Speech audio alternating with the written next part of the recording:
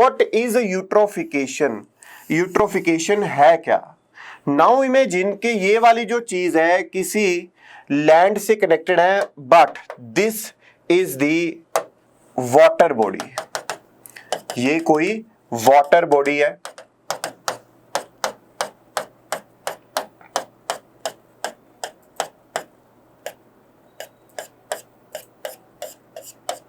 ये होगी कोई वाटर बॉडी। अब इस वाटर बॉडी में क्या होता है? इस वाटर बॉडी में एक तो चीज आती है यहां पे नाइट्रोजन या फिर nitrates plus we can say nitrate, not nitrogen, nitrates, ठीक है, प्लस फॉस्फोरस, प्लस फॉस्फोरस। अगर ये चीज यहां पे आ गई तो आप ये मान के चलो तो यहां पे एक और चीज का आना स्टार्ट हो जाएगी। यहां पे जब नाइट्रोजन किसी भी वाटर बॉडी में जब नाइट्रोजन और फॉस्फोरस आती है तो it leads to algal bloom, algal bloom और एल्गी ग्रोथ। ठीक है जी, एल्गल ब्लूम और एल्गी ग्रोथ। जब एल्गल ब्लूम या फिर एल्गी ग्रोथ इस वाटर बॉडी में आएगी तो आफ्टर सम टाइम देखो एक कंडीशन क्या बनेगी, नंबर 1 कंडीशन बन सकती है कि it will be connected with the food chain. जो एल्गल ब्लूम वहां पे हुई है, जो एल्गी वहां पे आई है, एल्गी इज अ प्रोड्यूसर, तो वो वहां की फूड चेन में कनेक्ट हो सकती है, ये एक ऑप्शन बन सकती है। बट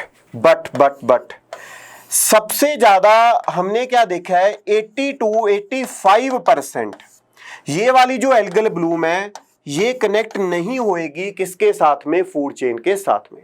जब ये कनेक्ट नहीं होएगी फूड चेन के साथ में तो होगा क्या, ब्लॉकेज ऑफ सनलाइट।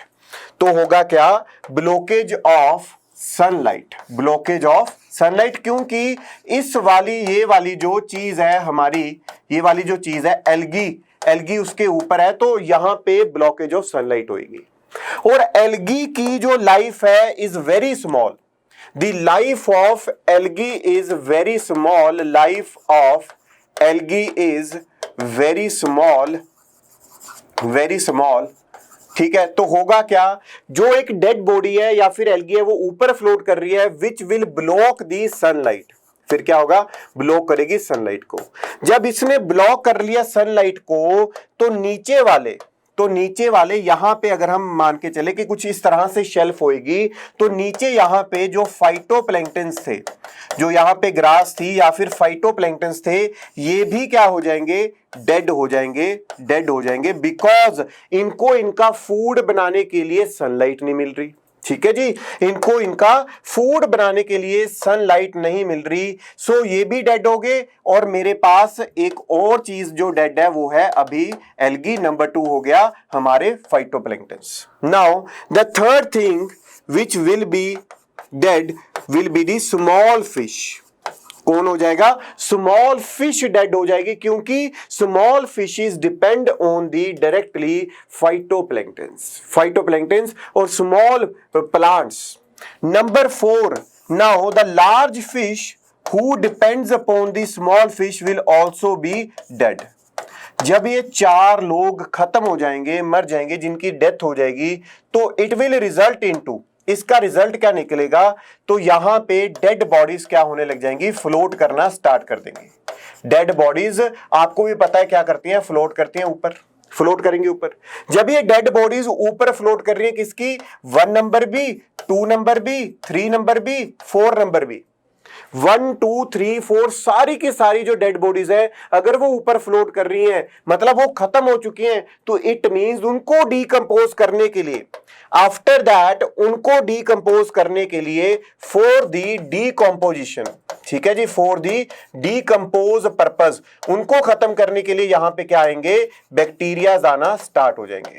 यहां पे क्या आना स्टार्ट हो जाएंगे, बैक्टीरियाज आना स्टार्ट हो जाएंगे। अब जब ये बैक्टीरियाज आएंगे तो हमें क्या पता लगेगा, इन बैक्टीरियाज की वजह से, बिकॉज ऑफ दीज बैक्टीरियाज क्या होगा, बीओडी विल इंक्रीज, मतलब पानी में जो बायोलॉजिकल ऑक्सीजन डिमांड है वो इंक्रीज कर जाएगी।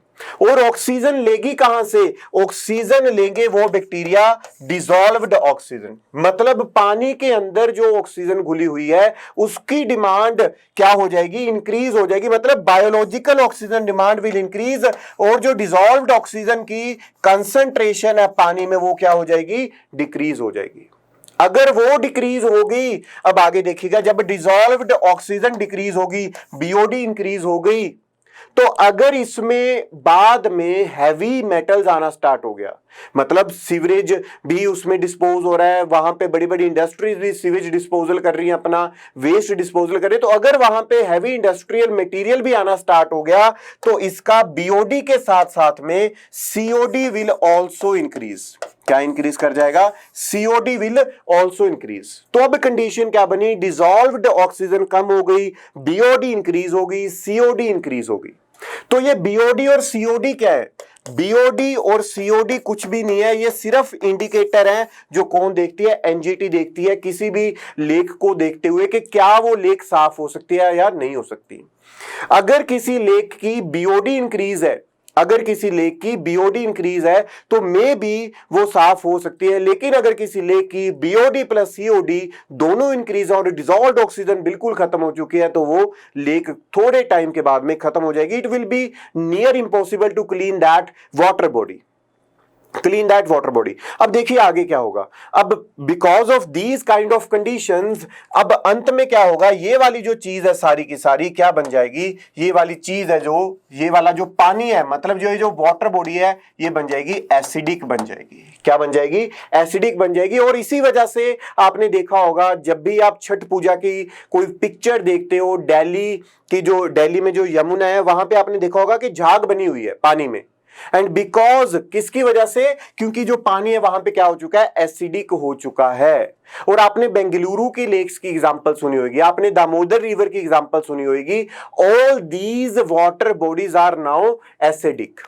और जब एसिडिक हो गया पानी तो ना तो वहां पे कोई आएगा मतलब ना फ्लोरा ना फोना। तो इट मींस वो क्या बन गया? एक बहुत बड़ा नाउ क्या बन जाएगा? डेड जोन बन जाएगा। डेड जोन बन जाएगा।